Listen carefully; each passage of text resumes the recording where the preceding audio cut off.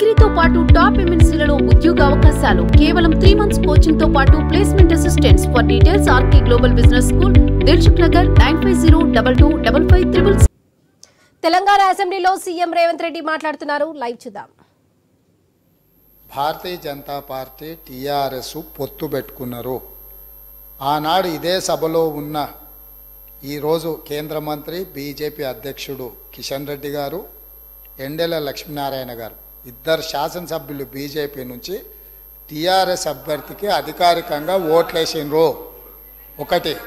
రెండవది, ఆనాడు ముగ్గురు టీఆర్ఎస్ ఎమ్మెల్యేలు కిరణ్ కుమార్ రెడ్డి గారికి ఓటేసిండ్రు. ఆ ముగ్గురు ఎవరే అంటే ఏనుగు రవీందర్ రెడ్డి గారు, కావేటి సమ్మయ్య గారు, కల్వకుంట్ల విద్యాసాగర్ రావు గారు. ఆ ముగ్గురు టీఆర్ఎస్ అభ్యర్థికి ఓటేయకుండా కిరణ్ కుమార్ రెడ్డి గారికి మద్దతు ఇచ్చినందుకు చంద్రశేఖరరావు గారు వారిని పార్టీ నుంచి బహిష్కరించడం జరిగింది. ఆ సందర్భంగా ఎమ్మెల్యేలు ఏం చెప్పిండ్రంటే, అయ్యా మీ అల్లుడు గారే మమ్మల్ని ఇక్కడ ఓటేయమని చెప్తే మేము పోయి అక్కడ ఓటేసినాము, ఓటేయమన్న మీ అల్లుడినేమో ఇంట్లో పెట్టుకున్నావు, మమ్మల్ని పార్టీ నుంచి ఎట్లా బహిష్కరిస్తావు అని వాళ్ళు మాట్లాడడంతో తిరిగి 2014లో వారికి టికెట్లు ఇవ్వడం జరిగింది. నెంబర్ 1.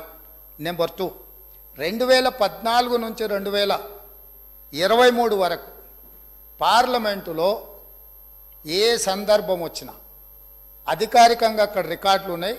కావాలంటే వారి పెద్దలు పోచారం శ్రీనివాసరెడ్డి గారు, నామ నాగేశ్వరరావు గారికో లేకపోతే కేశవరావు గారికో వారు అడిగితే ఎన్ని బిల్లులు వచ్చినప్పుడు లోక్సభలో కానీ రాజ్యసభలో కానీ వారు ఎవరి పక్షాన నిలబడి ఎవరికి మద్దతు పలికినరో అక్కడ సజీవంగా సాక్ష్యాలు ఉంటాయి.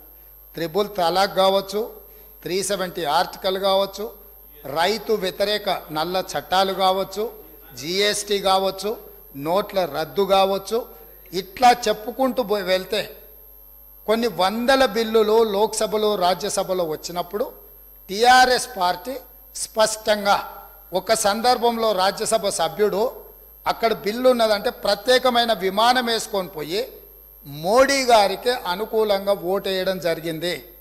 Bharatiya Janata party, BRS, BJP ఒకే రకమైన ఆలోచన విధానంతో గత 10 సంవత్సరాలు ప్రభుత్వాలను కలిసి నడుపుకున్నారు. వాళ్ళిద్దరు కలిసి చర్చించుకున్నారు. ఇంతెందుకు వాళ్ళ పార్టీ అంతర్గత విషయం ముఖ్యమంత్రి గారిని మార్చాలని ఇక్కడ చాలామంది మాజీ మంత్రులు చంద్రశేఖరరావు గారిని దించేసేయాలి, తారక రామారావు గారిని ముఖ్యమంత్రిని చేయాలని చెప్పి ఆ మంత్రివర్గంలో ఉన్న వాళ్ళే చంద్రశేఖరరావు గారి మీద అవిశ్వాసం ప్రకటించి తారక రామారావు గారిని ముఖ్యమంత్రిని చేయండి అని వాళ్ళు మాట్లాడినరు. వాళ్ళందరూ ఒత్తిడి తట్టుకోలేక చంద్రశేఖరరావు గారు వెళ్ళి నరేంద్ర మోడీ ప్రధానమంత్రిని కలిసి నేను అక్కడి నుంచి మా వాళ్ళు తప్పుకోమంటుండ్రు, తప్పుకుంటా తారక రామారావు గారిని తెలంగాణ రాష్ట్రానికి ముఖ్యమంత్రిని చేస్తా, మీరు నాకు అనుమతి ఇవ్వమని అడిగినరని, నేను వారసత్వ రాజకీయాలు లేకపోతే రాచరికాలను నేను సమర్థించను, నేను వ్యతిరేకిస్తున్నా, అది ఎలా సాధ్యమో అని నేను చంద్రశేఖరరావును నిలదీసినని భారత ప్రధానమంత్రి తెలంగాణ రాష్ట్రానికి వచ్చినప్పుడు స్పష్టంగా ప్రకటన చేసిండు. ఇప్పుడు పెద్దలు శ్రీనివాసరెడ్డి గారిని నేను అడుగుతున్నా, మీకు ఎలాంటి సంబంధాలు లేకపోతే, అనుబంధం లేకపోతే, ఆయన అనుమతితోనే మీరు నిర్ణయాలు తీసుకోకపోతే మీ పార్టీ అంతర్గత వ్యవహార ముఖ్యమంత్రిని మార్చుకోవడం అనేది, అట్లాంటి విషయం కూడా మోడీ గారి అనుమతిని అడిగిందంటే మీ బంధం ఫెవికల్ బంధం.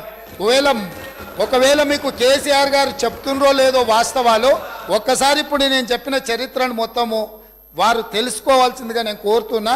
మీకు కొన్ని చెప్తాడు, కొన్ని దాస్తాడు. కాబట్టి దాసినై మీకు ఒకవేళ ఎప్పుడైనా అనుమానం వస్తే మీరు ఎప్పుడైనా నన్ను అడగొచ్చు, స్వేచ్ఛగా వచ్చి కలవచ్చు. మిగతా వివరాలన్నీ కూడా నేను మీ దృష్టికి తీసుకొస్తా. పోచారం శ్రీనివాసరెడ్డి. మేమందరం కూడా కలిసి పనిచేసినాం సార్. తెలుగుదేశం పార్టీలో వారు ఉన్నారు, మేమున్నాం, కష్టపడి పనిచేసినాం. వారు ఈరోజు ఒక నిమిషం వినండి, ఇదే ఓపిక ఉండాలండి. శాసనసభలో మాట్లాడే ఓపిక కాదు, ఇనే ఓపిక కూడా ఉండాలి. వారు చెప్పారు. ఒక్క నిమిషం బ్రదర్ వినండి, వారు అవకాశం ఇస్తే మాట్లాడండి. వారు అవకాశం ఇస్తే మాట్లాడండి. Please please please cooperate. వారు మాట్లాడడానికి ఒకవేళ బీజేపీతోనే మాకు పవికాల సంబంధం ఉంటే నలుగురు బీజేపీ శాసనసభలు ఓడించినటువంటి అభ్యర్థులు ఎవరు సార్? బీఆర్ఎస్ పార్టీ అభ్యర్థి ఓడించాం. 2011లో గౌరవ ముఖ్యమంత్రి గారు అన్నారు, 2011లో ఆ రోజు శాసన మండలికి ఎన్నిక జరిగితే ముగ్గురు టిఆర్ఎస్ శాసనసభ్యులు కాంగ్రెస్ ఓటేసినటువంటి మాట వాస్తవం. సస్పెండ్ చేసిండ్రు. కిరణ్ కుమార్ రెడ్డి కాదు, ఎమ్మెల్సీగా కాంగ్రెస్ పార్టీ రంగారెడ్డి పోటీ చేసిండు. టిఆర్ఎస్ తరఫున మహమూద్ అలీ గారు పోటీ చేసిండ్రు. నేను అప్పుడే మన ఇద్దరం తెలుగుదేశం పార్టీలో ఉన్నాం. దాని తర్వాత నేను బీఆర్ఎస్ పార్టీకి వచ్చిన. టీఆర్ఎస్ పార్టీకి వచ్చిన తర్వాత నాకు కూడా బలవంతం చేసిండ్రు, మీరు కూడా రంగారెడ్డికి ఓటేయమని. నేను బీఆర్ఎస్ పార్టీకి మొన్నే వచ్చిన మాట ఇచ్చిన. నేను టీఆర్ఎస్ పార్టీ అభ్యర్థిగా ఓటేసి తప్పితే ఇంకో దానికి వేయనంటే మీరు చెప్పినటువంటి 3 పేర్లు నేను రిపీట్ చేయదలుచుకోలేదు. ఆ 3 పేర్లు లాలూచి పడి బీఆర్ఎస్ పార్టీకి అభ్యర్థికి వ్యతిరేకంగా రంగారెడ్డికి ఓటేసి రంగారెడ్డి గెలిపించుకున్నారు కాంగ్రెస్ పార్టీ. రెండవది తమరు అన్నారు సంబంధం బీజేపీ, ముఖ్యమంత్రి కావాలి, ముఖ్యమంత్రి మార్చాలంటే వారికి అవసరం సార్ అడగదాల్సి మేమే ఉండుంటాం కదా. నువ్వు 100 మంది అనుకుంటే మేము ముఖ్యమంత్రి ఎవరు చేయాలో చేసుకుంటాం, కానీ ఇంకెవరు అనుమతి మాకు అవసరం లేదు సార్. అది తమరికి రిపోర్ట్ తెలియదు, కానీ మీరు అన్నట్టుగా మాకెవరు అనుమతి అక్కర్లేదు సార్. మా శాసనసభ్యులే ఉన్నారు. మా నాయకుని మార్చుకోవాల్సిన అవసరం రాదు కూడా. ఒకవేళ అటువంటి పరిస్థితి మాకు ఎవరిని అడగాల సార్? మేమే 100 మంది ఉన్నాం కదా ఇక్కడ పోయిన ప్రభుత్వంలో. దయచేసి బీజేపీతో మాకు ఎలాంటి సంబంధం లేదు. మాకున్నది ఫ్రెండ్లీ పార్టీ ఎంఐఎం పార్టీ. దయచేసి దాని పట్ల మరొకసారి తమరికి నేను విజ్ఞప్తి చేస్తా ఉన్నాను. పాయల్ శంకర్ గారు. అధ్యక్ష,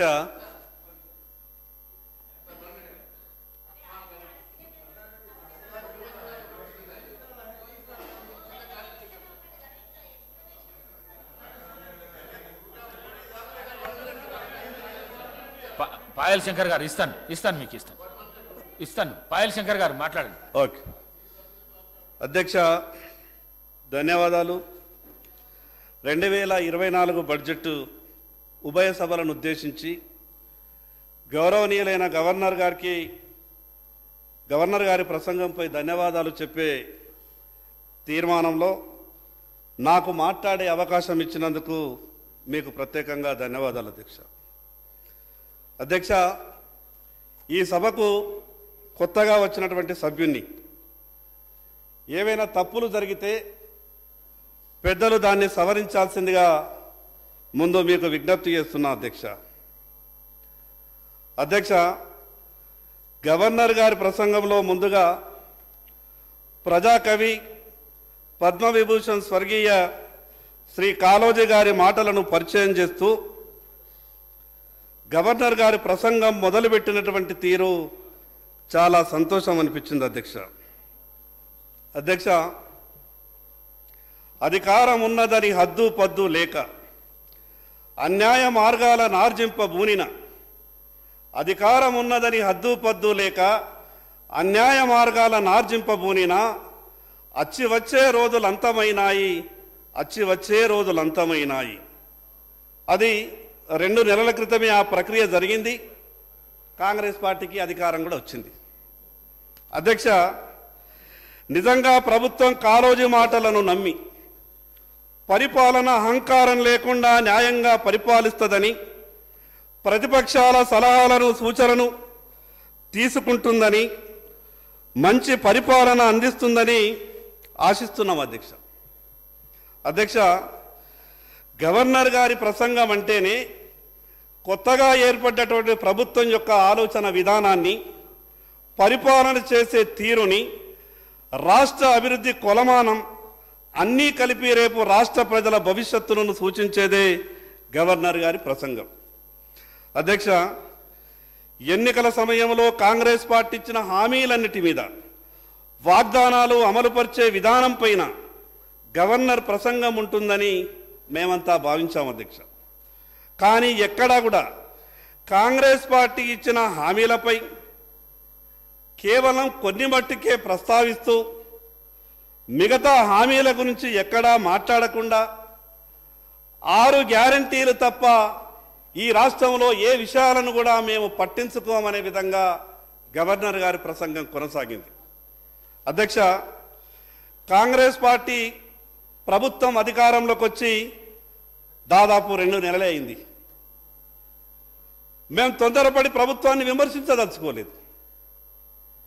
కానీ ప్రభుత్వంలో ఉన్నటువంటి పెద్దలు ఆ రోజు కాంగ్రెస్ పార్టీ నాయకులుగా మాట్లాడినటువంటి మాటలు, ఇచ్చినటువంటి హామీలన్నిటి కూడా ఒక్కసారి గుర్తు చేయదలుచుకున్నాం. అధ్యక్ష, పార్టీలు లేదా పార్టీల నాయకులు ప్రజలకు హామీలు ఇచ్చినప్పుడు అమలు చేస్తారన్న ఒక ఆశతోనే, మా జీవితాలు బాగుపడతాయన్న ఒక ఆలోచనతోనే పార్టీలకు ఓట్లేసి పార్టీని ప్రభుత్వంగా మార్చి ప్రభుత్వం ఏర్పాటు చేసే అవకాశం పార్టీలకు ఇస్తారు. అధ్యక్ష, గవర్నర్ గారి ప్రసంగంలో 3వ పేజీ 5వ పారాగ్రాఫ్లో ఒక గొప్ప విషయం మాట్లాడించారు. అధ్యక్ష, చాలా సంతోషం. అదేమంటే, తెలంగాణ ఏర్పాటులో కీలక పాత్ర పోషించిన వారందరికీ నా ప్రభుత్వం తరపున నా ప్రభుత్వం కృతజ్ఞతలు తెలియజేస్తున్నదని, ప్రత్యేకించి అప్పటి యూపీఏ ప్రభుత్వ గౌరవ ప్రధానమంత్రి మన్మోహన్ సింగ్ గారికి, యూపీఏ చైర్పర్సన్ సోనియా గాంధీ గారికి నా ప్రభుత్వం రుణపడి ఉందని ప్రత్యేకంగా ప్రస్తావించారు. అధ్యక్ష, చాలా సంతోషం. అధ్యక్ష, సహాయం చేసిన వాళ్ళ గురించి తప్పకుండా గుర్తు చేసుకోవాలి. కానీ అధ్యక్ష, అంతమంది బలిదానాల తర్వాతనైనా వాళ్ళ మనసు కరిగి రాష్ట్రం ఇచ్చినందుకు సంతోషం. అధ్యక్ష, తెలంగాణ ఏర్పాటులో కీలక పాత్ర పోషించిన వాళ్ళందరికీ కృతజ్ఞతలు అని అన్నప్పుడు, ప్రభుత్వం తరపున కృతజ్ఞత చెప్పదలిచినప్పుడు ఒక్కసారి ప్రభుత్వంలో ఉన్నటువంటి పెద్దలంతా కూడా గుండె మీద చెయ్యి వేసుకొని ఒకసారి ఆలోచించాలి.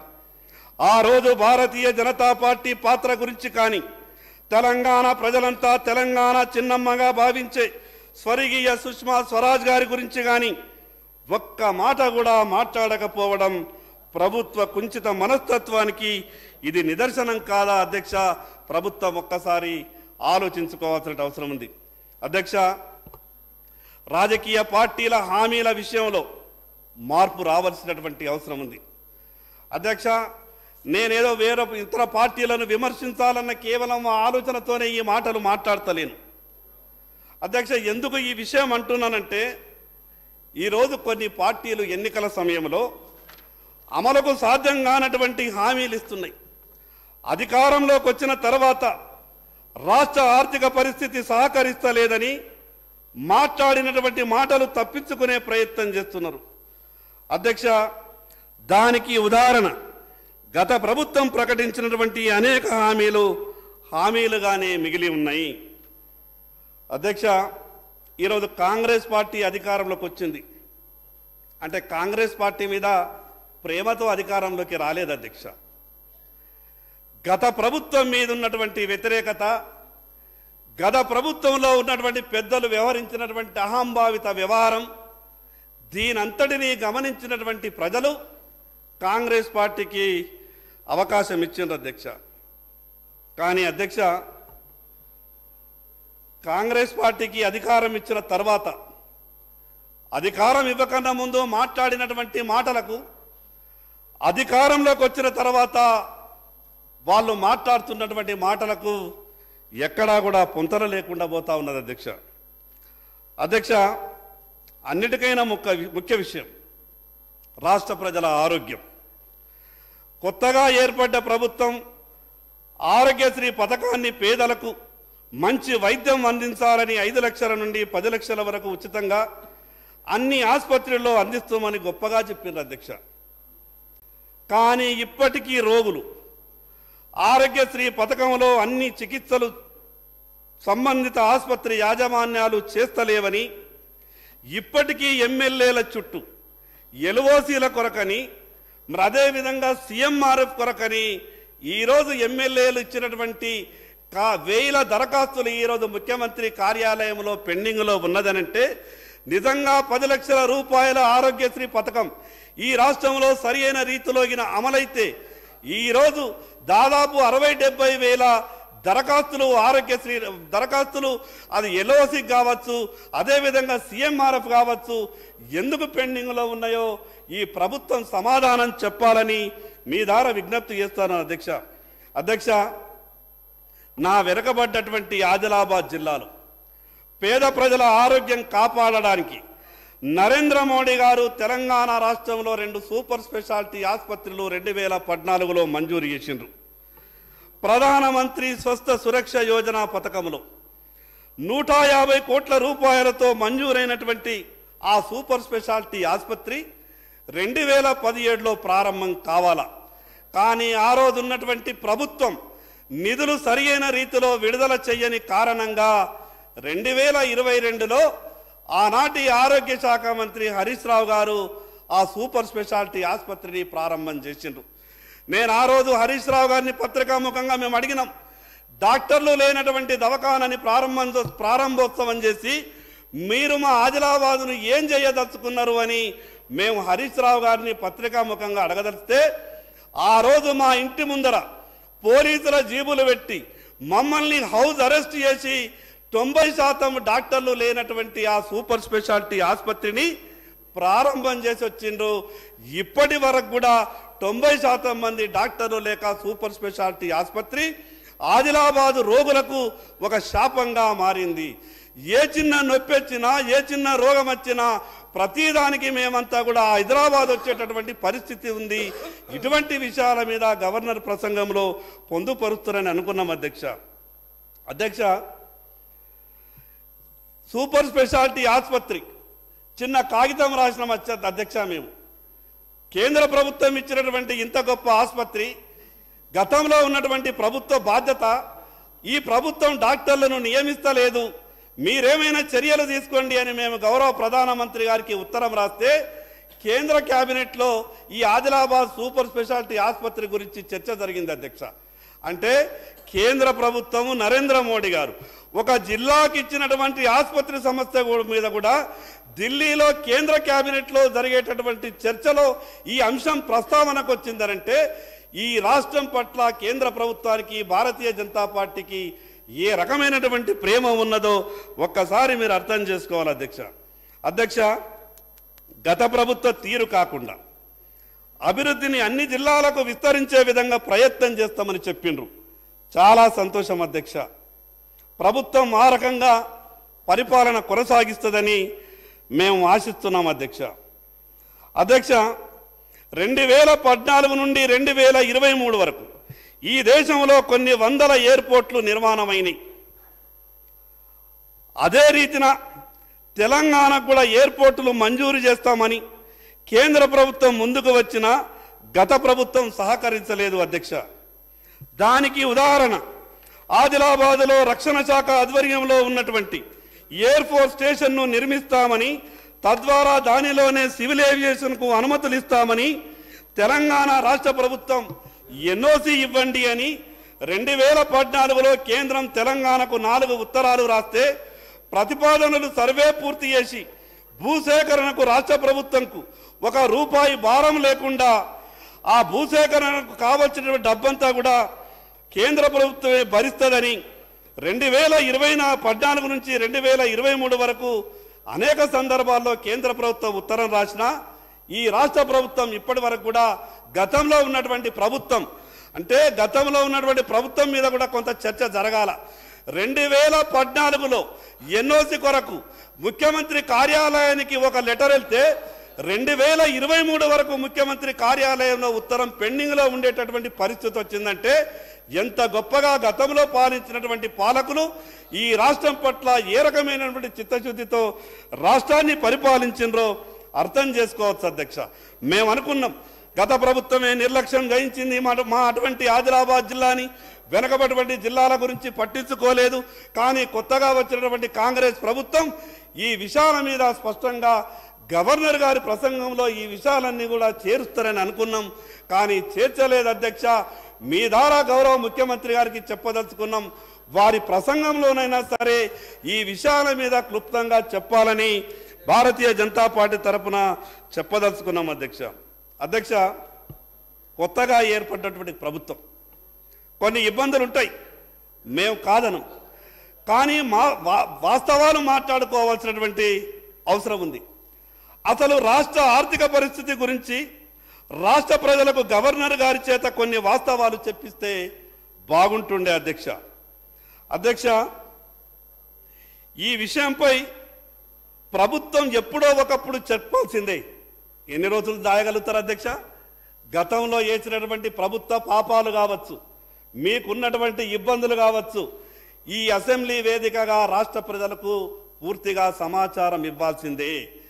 ఈ రోజు ఉన్నటువంటి రాష్ట్ర ఆర్థిక పరిస్థితి, గతంలో ఎప్పుడు కూడా రాష్ట్ర ఆర్థిక పరిస్థితి గురించి గ్రామాలలో చర్చ జరగకపోతుండే. కానీ ఈరోజు రాష్ట్ర ఆర్థిక పరిస్థితి మీద ఏ చిన్న పిల్లవాడిని అడిగినా ఏమున్నది కొత్త ప్రభుత్వం దగ్గర, గత పాలకులే అంతా కూడా ఖాళీ చేసి వెళ్ళిపోయిందట అనే మాట గ్రామాలలో మాట్లాడేటటువంటి పరిస్థితి వచ్చిందనంటే ఈ రాష్ట్ర ఆర్థిక పరిస్థితి ఎంత ఇబ్బందులలో ఉన్నదో ఒక్కసారి అర్థం చేసుకునేటటువంటి అవసరం వస్తూ ఉన్నది అధ్యక్ష. పార్టీ నాయకులుగా ప్రజలకు హామీలు ఇచ్చి అధికారంలోకి వచ్చిండ్రు. సరే, ఎన్నికల సమయం కదా, రకరకాల మాటలు మాట్లాడింది అనుకుందాం. కానీ ప్రభుత్వంలోకి వచ్చిన తర్వాత వాస్తవాలు ప్రజలకు చెప్పాల్సిన అవసరం ఉన్నది అధ్యక్ష. గొప్పలకు పోయి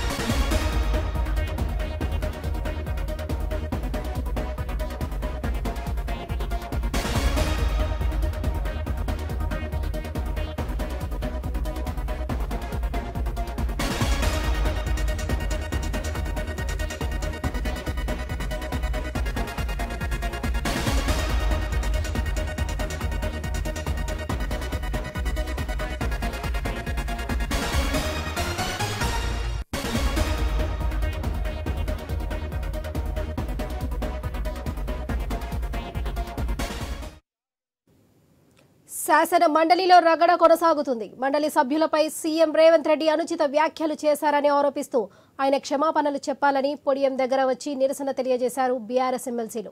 సీఎం క్షమాపణ చెప్పాల్సిందే అంటూ పట్టుబట్టారు. ముఖ్యమంత్రి క్షమాపణలు చెప్పేంత వరకు సభలోనే ఉంటామని స్పష్టం చేశారు. రేవంత్ పై వారు ఎమ్మెల్సీలు ఇచ్చిన ఫిర్యాదును మండలి చైర్మన్ అసెంబ్లీ సెక్రటరీకి పంపించారు. వ్యాఖ్యలపై సీఎం రేవంత్ సభలో వివరణ ఇస్తారని మంత్రి జూపల్లి హామీ ఇచ్చారు. ఇదే విషయంపై మరింత సమాచారం ఇన్పుట్ ఎడిటర్ శ్రీకాంత్ అందిస్తారు. చెప్పండి శ్రీకాంత్. Lakshmi, good afternoon. మొత్తానికి ఒకవైపు అసెంబ్లీ సమావేశాలు, మరొక వైపు మండలి సమావేశాలు కొనసాగుతూనే ఉన్నాయి. సో ఇట్లా నేపథ్యంలో మండలిలో మరి